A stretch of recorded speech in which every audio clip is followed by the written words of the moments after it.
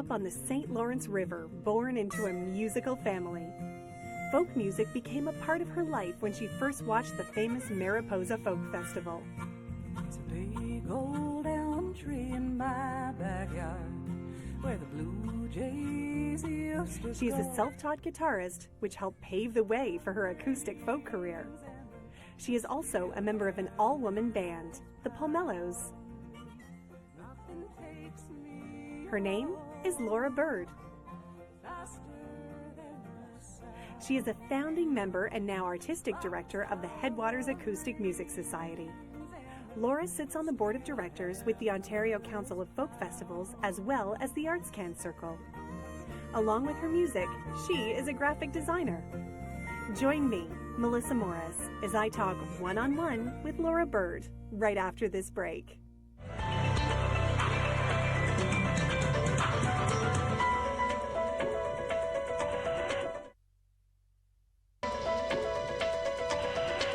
Welcome to this edition of One-on-One. I'm your host, Melissa Morris, and today we are joined by singer-songwriter Laura Bird. Laura, thank you so much for joining us here today. Thank you for having me. You grew up in Gananoque, Ontario, in the Thousand Islands, and music has always been a part of your life. Absolutely. Do you remember your first musical experience there?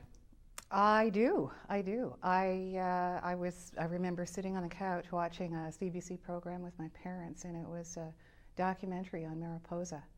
And I was absolutely fascinated by it. And they were following Joan Baez around as she was taking them through the festival site. And I said, that's what I want to do. How old were you? I was 10. Really? And I harangued my parents. I want a guitar, I want a guitar, I want a guitar. Finally, they got me a guitar for my birthday, and I haven't stopped playing, so since I was 11. So you were 11 years old when you got your guitar, and you're self-taught? Mm-hmm. And how did you do that? How long would it have taken you to sort of get comfortable with the guitar and the music, and were you writing your own stuff at that point? Not that early. I would go up to my room as soon as I got home from school. I'd close the door, and I would pore over chord books. And I would sing very quietly, and I'd listen to my Joni Mitchell records and all sorts of that kind of thing. Ian and Sylvia, I got Ian and Sylvia from my parents, I think. And it was, I think my first performance was when I was in grade 7. And who was the performance to? The Catholic Women's League tea, afternoon tea. Really? And how was the reception? It was to your fantastic. music? It was fantastic. And then the next time I remember playing was in front of the entire assembly at my grade 8, when I was in grade 8.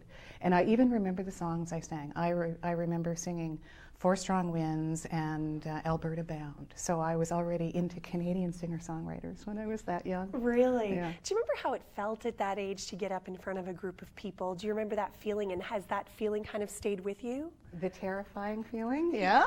So you do have a bit of fear when you get Absolutely. on stage? Yeah. Absolutely. I still, in fact, even up to a year ago, I was dealing with some performance anxiety. It comes and it goes. For the performance part of it for me is... How do you deal with that anxiety? I don't know. Usually once you get through the first song, you're home free. But right. Is that where your comfort zone is? As soon as you sort of start playing, is that when you start to feel... And as soon as you get the energy back, when you start getting the energy back from the audience, it's a circular thing. Is it? I understand that your grandfather, Dr. Godfrey Bird, was a great influence on you. Tell us a little bit about him. Well, there's so many aspects of his life. He was also an accomplished musician as well as being a medical doctor. He played viola, he played piano, and he just instilled that sort of sense of music and brought it into his home. From what I understand, he had a little quartet, and they used to sit in the living room and play, and so his children took on that love of music, and that was just carried through in my family. Both my parents sing in choral groups and choral societies, but my brother and I are the ones that are the guitar players, and I never took a lesson. So do you feel that your family was really behind you and very supportive through that whole time that you were Yes and no. Yes and no. I mean, they were very much of the mind that the arts is something that is to be appreciated, but not necessarily something that's going to give you a living or provide a living for you. So I was always encouraged to develop the artistic side of me, and that's how I ended up, becoming graphic designer and exhibition designer and that sort of thing. So I always had this sort of little balance and struggle going on. The music being my passion, always pulling me in, but always feeling that, well, you have to follow this part too, so you can. Yeah. And do you think you created that balance at this point as an adult? I'm still working on it. Are you? Bring us into your teens a little bit, because that's when you started playing at fall fairs and a lot of larger crowds. How did you even get involved in some of these events that you're a part of? I mean, you're so young. You're self-promoting, really. Well, yeah. I think early on I met a couple of musicians, and they took me under their wing. They were older than me. We used to get together every week. We'd sit around the kitchen table with the wood stove going at this old farmhouse outside of Gananoque. And they're the ones that really brought me into the fold and encouraged me and play louder, sing louder, be more confident, get out there. And we started a band called the Chicken Socks General Store Memorial Quartet. That's catchy. And that was our first fall fair at the Lansdowne Fall Fair. And from that point, we were asked just to do community events once they heard us play. And I remember going and playing at the Brockville Institute for the kids early on there. And at the time, I had a lot of inspiration. I remember very early on in the early 70s making the pilgrimage to Toronto, to the Toronto Island, to go to the Mariposa Folk Festival. Excellent. Well, we're going to hear lots more about your career and what you're doing now when we come back on One on One.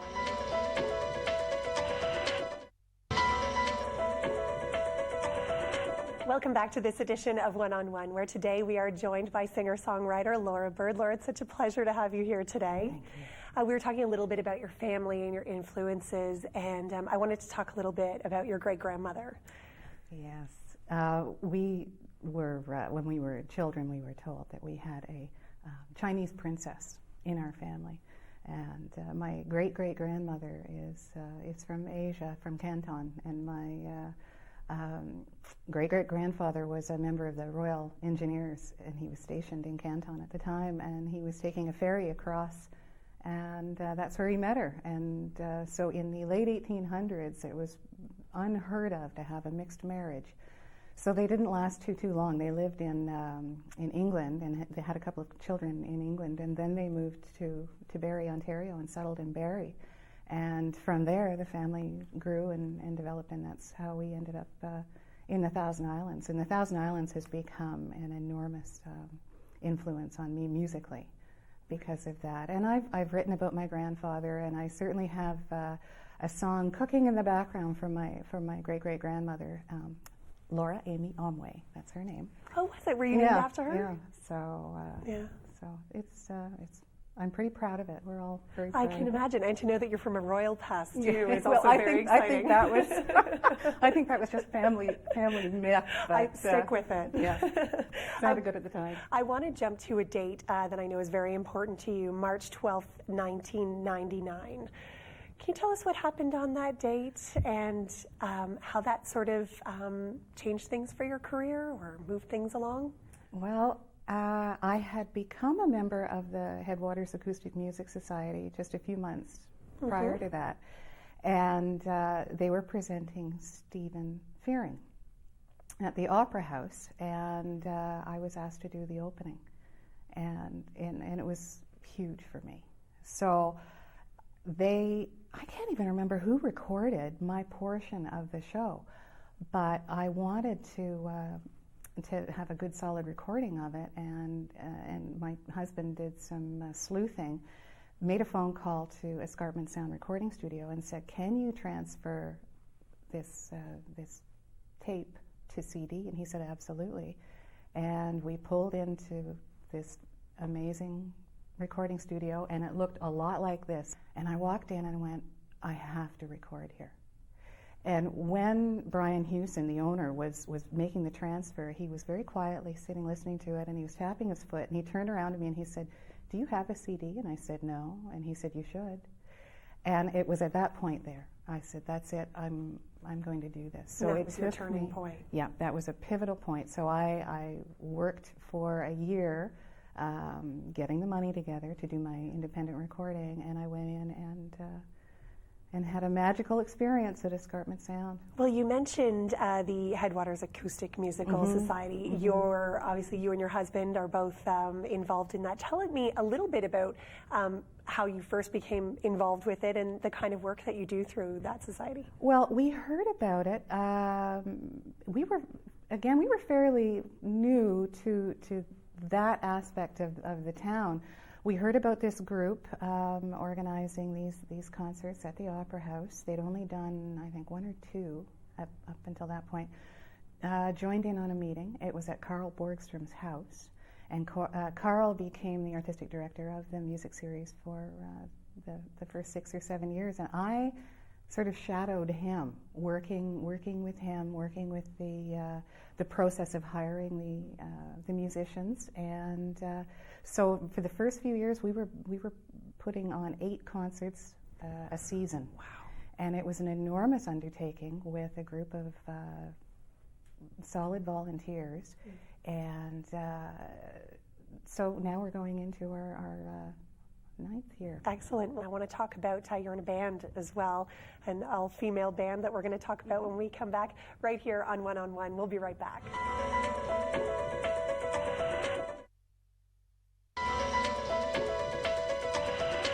Welcome back to One on One, where today we're joined by singer-songwriter Laura Bird. Laura, thank you again for joining us. Right before we went to break, we were talking about the fact that you're with an all-female group called the Pomelos. Mm-hmm. Tell me a little bit about that band and where you play. Well, we only play once a year during International Women's Day week, and it started about, 2005, just a group of girlfriends.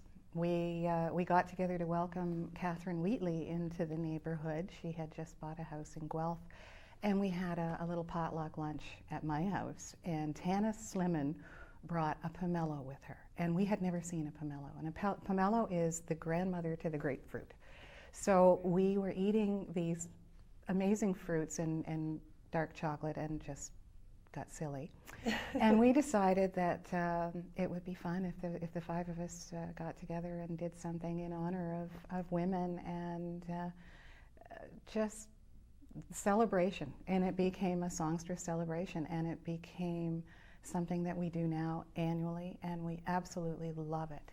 And you celebrate music in so many different ways. I know you're involved in so many different organizations. We were talking about HAMS, but you are the artistic director now. I am. Tell us about some of the other projects that you're working on right now. I also sit on the board of directors with the Ontario Council of Folk Festivals, and I'm just finishing up my 3rd year with that organization. And I am co-founder of the Colleen Peterson Songwriting Award. And Colleen was someone that I certainly admired growing up. She was only a little bit older than me, but I followed her career, and I thought she was just a fabulous singer-songwriter, and she had an incredible voice. So, and we had some common friends in Right, you Kingston. met her sister. Well, her sister and I became friends after the whole process started. With the Colleen Peterson thing started just by me performing one of her songs one night when I was performing in Quebec, and it turned out that the original drummer from her band was in the audience that night, and he wrote me an email, and the 2 of us started a correspondence. One thing led to another. I first did a workshop of all of Colleen's songs at a music festival, and from there I thought, you know what, I'm going to take this to Hughes Room in Toronto and do a night of her music in honor of her. She died cervical cancer in, I guess, 10 years ago, 1996. So in order to honor her, and that's how I met her sister. And from there, we raised $20,000, and we established the Colleen Peterson Songwriting Award with the Ontario Arts Council.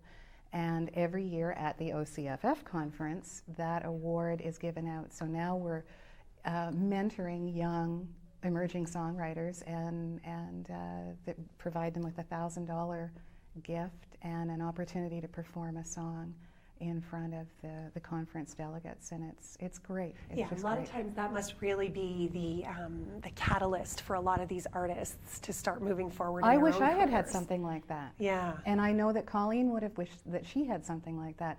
And that's the way the Pomelo gals feel. We feel that we're sort of paving the way for the young ones that are coming up. Yeah, yeah. And the Arts Can Circle. Arts Can Circle. Yeah. Can you tell us really quickly before we go to break about that? I don't know. I need a whole half hour to talk about Arts Can Circle. That is another organization I'm absolutely passionate about. We go into the Native communities where the children are at risk. So problems of gas sniffing and just general abuse. And what we do is we get creative artists together, whether it be music, theater, arts, and we go in as a team and we work in the schools and provide a little creative spark for these kids. And we also collect used instruments, and we create music lending libraries within the schools. And I've had the honor to go into a couple of the northern communities in Labrador and work with those kids for the last 3 years. That's amazing. That sounds like a great program. It's incredible. That's wonderful. Well, congratulations on that. That's a wonderful program. We're going to talk a little bit about your life here in Dufferin County and a little bit about your CD as well when we come back here on One on One.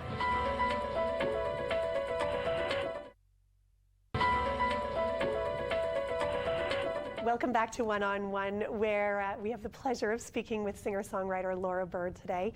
Laura, you have obviously several demos and a CD out as well. Mm-hmm. Tell us about your CD, how it came about, and some of the work that you've done on it. The original, the Dreamwalker sessions that I did at the Escarpment Sound recording studio, it was a very magical process, and something that I think even though it only came together that year before, the realization that, yes, I'm going to do this, I think in my mind I must have been building up to it, because I brought in people that had influenced me and been part of my musical growth over the course of 20-25 years.